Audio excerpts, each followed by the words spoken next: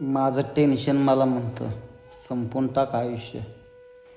काय नाही, हाय असं जगून रडत रडत जगण्यापेक्षा कधी तर मरायचंच आहे आणि मेलेलंच चांगलं. एकतर माणसानं हसत आयुष्य जगावं, नाहीतर आयुष्य संपवून टाकलेलं बरं. म्हणच आहे खरं ही. कारण ज्याच्यावर टेन्शन येतं ना त्यालाच कळतं. माणूस वरून जरी कणखर दिसत असला तर आतून मात्र खूप तुटलेला असतो. माझं मन मला म्हणतं मरून जा एकदाशी, पण काय करणार. दुसरं मन म्हणतंय आपण जर गेलो आपल्या लेकराबाळाने कोणाच्या तोंडाकडे बघायचं, बाप म्हणून कोणाकडं बघायचं. अशी अवस्था झाली.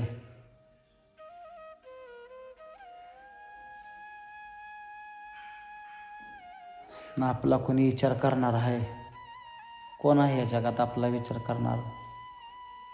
जेवढी नाती गोती सगळी स्वार्थासाठी आहेत. टोटल नाती स्वार्थासाठी आहेत. या जगातलं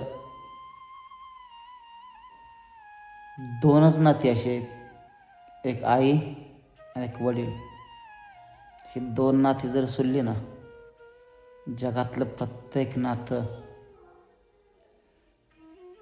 स्वार्थासाठी असते. ही ज्याच्यावर वेळ येते ना त्याला कळतं. आपण कुणासाठी किती पण करा, पण समोरची कुठलीच व्यक्ती असं म्हणणार नाही त्यानं आपल्यासाठी एवढं तरी केलंय. जास्त नाही नाव घेऊ द्या, 10 रुपये जरी आपण दुसऱ्यासाठी केलं असलं, लोक 1 रुपयाचं नाव घेत नाहीत की आपण त्यासाठी त्यांनी आपल्यासाठी काहीतरी केलंय. रात्र अशीच जाते विचारात. काय माहीत देवानं आजपर्यंत हसत खेळत आयुष्य दिलं, पण हिथून पुढच्या काळात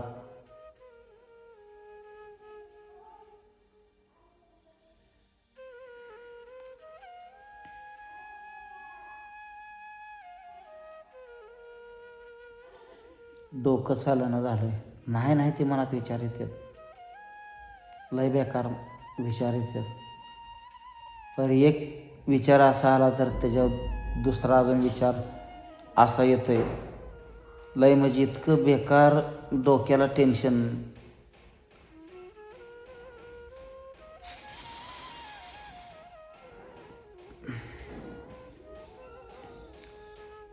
आणि माझ्यासाठी मुद्दाम करतात सगळेजण, चेष्टा लावले सगळ्यांनी.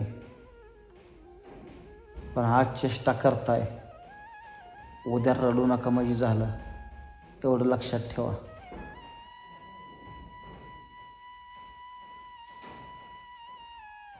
कारण एखाद्या माणसाची अतिपरीक्षा बघत जाऊ नका. समोरून जर तुम्हाला माणूस स्ट्रॉंग दिसत असला ना तर मेंटली माणूस पूर्ण फायबल झालेला असतो, एवढं लक्षात ठेवा. मी बोलायला लागलोय फक्त तुम्हालाच सांगायला लागलोय, पुन्हा म्हणू नका सांगितलं नाही. मनातल्या इच्छा तर बोलून जायचं होतं असं म्हणू नका. कारण तुम्ही फक्त मला टेन्शन द्यायला लागलाय, माझ्या वर्क सगळं करायला लागलाय. मी एका मनाला म्हणतो जाऊ द्या, कुठंही करायचं. मी जेवढं सहन करेल तेवढं तुम्ही माझ्यावर अति करायला लागलाय, मला मानसिक टेन्शन द्यायला लागलाय. आणि टेन्शननं माणूस येडा होतो, येडा. एवढं लक्षात ठेवा. अति हुशार माणसं खूप येडे झालेले या समाजात. अति टेन्शनची माणसं खूप वेडे झालेत. मला टेन्शन देऊ नका, तुम्हाला खरं सांगते. कारण ना मी ह्या 4 दिवसात कोणाचा फोन उचलला आहे, कोणाचाच उचलणार नाही. मला फोन पिन कुणी करू नका, कुठल्याच नातेवाईक पाहुणे रावळ्याने कुणीच करू नका. माझी समजूत पिन कुणी काढू नका. कारण समोरची व्यक्ती चुकलेली असून सुद्धा मला येड्यात काढायचं, मला त्रास, मला जी नको आहे ती डोळ्यासमोर माझ्या आणते मुद्दाम.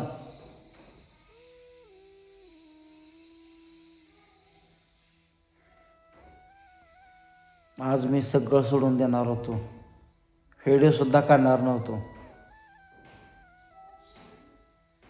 पण बोलल्याशिवाय काय कळते म्हणून बोलायला लागलो. जास्त टेन्शन देऊ नका. माझ्या उरक तुम्हाला आत्ता सांगतोय, काय करायच्या भानगडीत जाऊ नका. आणि जर तुम्हाला माझ्या उरक जर करायचं असेल, मला संपवा, आधी मला संपवा आणि मग माझ्या उरक तुम्हाला काय करायचं आहे ती करा.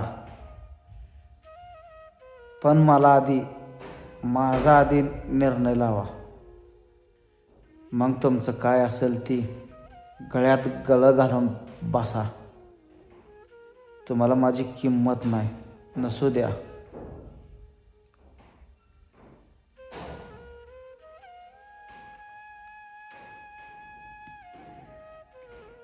शेवटचं सांगायला लागलोय, मला हिनवायला जाऊ नका आणि माझं डोकं खाऊ नका, एवढंच सांगतोय. मला सगळं कळते तुम्ही काय करताय, कसं वागताय, पर मी घुटतोय, जितकं घोटता येईल तितकं घुटतोय, एवढं लक्षात ठेवा. ज्यावेळेस घोटता येईना ना खाली, त्यावेळेस अंत झाला म्हणून समजा. आणि तुम्हाला जर लयच तुमच्या अंगात हुमखुमी आली असेल, तर माझ्या डोळ्यासमोरनं जावा, तुमच्या कुठे जायचं तिकडं जावा, पण मला टेन्शन देऊ नका. माझ्या उरक काय बाळगू नका, एवढंच सांगणं आहे. कारण मी खचलोय, माझा विचार चालना, काय करावं काय नाही ह्या गोष्टीत मी अडकलोय. माझ्या मनाला 2 मनं बोलतील, मला 2 मनं बोलतील, एक निगेटिव्ह एक पॉझिटिव्ह. पण त्यातलं कुठलं करू हे माझं डोकं चालना. त्यामुळं मला जास्त मेंटली करू नका, हात जोडून सांगतोय. हे जे करा लागलाय तुम्ही ते अति होते, एवढं लक्षात ठेवा. आणि जर तुम्हाला माझ्या भोवती असं जर करायचं असेल, तर तुमचं काळं माहेरात करा. मी त्या दिवशी सांगितलंय धुणं धुताना, चले जाओ, कोई जरूरत नहीं,